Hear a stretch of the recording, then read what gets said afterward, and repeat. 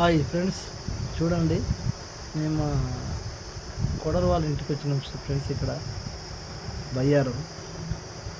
ఈ వీడియో ఎందుకు చేస్తున్నాము అంటే, ఒక స్త్రీ తన కుటుంబాన్ని నుంచి పెళ్ళైన తర్వాత ఇంటి పేరుతో మార్చుకొని తగ్గించుకొని ఉంటున్నటువంటి స్త్రీలను గౌరవించవలసినటువంటి ఒక బాధ్యత సమాజానికి ఉన్నది అనే విషయాన్ని గుర్తు చేస్తూ ఉన్నాను.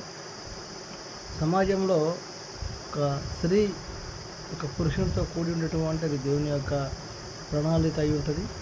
వారు తన కుటుంబాన్ని విడిచి, తన బంధువులను విడిచి, తన తోబుట్టువులను విడిచి, తన స్వగ్రామాన్ని విడిచి మరి వేరే గ్రామంలో సెటిల్ అయ్యి ఉండడం అంటే అది సహజంగా ఒక స్త్రీ కామన్గా మనం అందరు సమాజంలో అందరు కూడా ఉంటున్నారు కదా, స్త్రీలు ఆ విధంగానే ఉంటారు.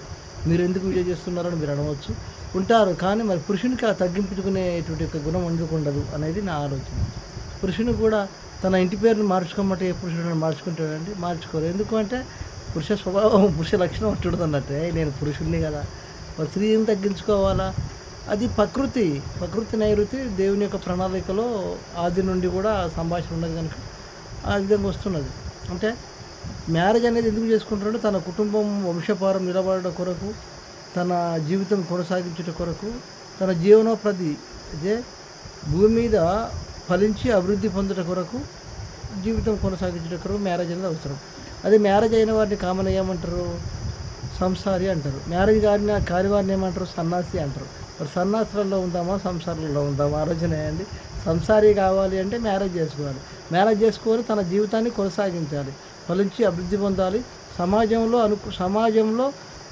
సమాజానికి అనుకూలంగా మన జీవితాన్ని మలుచుకొని నివసించాలి. అప్పుడే మనం జీవితంలో సమాజంలో జయిస్తాం, సమాజాన్ని జయిస్తాం. అది నాకు తెలిసిన విషయం. రైట్ బాస్, ఉంటాను.